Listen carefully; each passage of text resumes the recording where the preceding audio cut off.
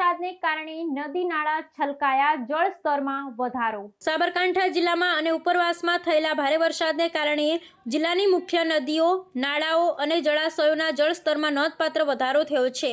હવામાન વિભાગ દ્વારા જાહેર કરાયેલ રેડ એલર્ટ અને ઓરેન્જ એલર્ટની આગાહી મુજબ છેલ્લા કેટલાક દિવસોથી વરસી રહેલા અવિરત વરસાદને પગલે જળસ્ત્રોતો છલકાઈ ગયા છે અને સમગ્ર પંથકમાં જળબંબાકાર જેવી પરિસ્થિતિનું નિર્માણ થયું છે।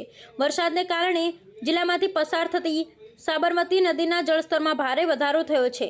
ધરોઈ બંધના ઉપરવાસમાં રાજસ્થાનમાં થયેલ ભારે વરસાદને કારણે પાણીની વધુ આવક થતાં ધરોઈ બંધના દરવાજા ખોલી પાણી છોડવામાં આવી રહ્યું છે, જેની સીધી અસર સાબરકાંઠા અને નીચાણવાળા વિસ્તારો પર પડી છે। નદીમાં પાણી છોડવામાં આવતા હિંમતનગર નજીક સાબરમતી નદીના પટમાં ફસાયેલા 9 લોકોને રાષ્ટ્રીય આપત્તિ પ્રતિભાવ દળ દ્વારા સુરક્ષિત રીતે બચાવી લેવામાં આવ્યા હતા।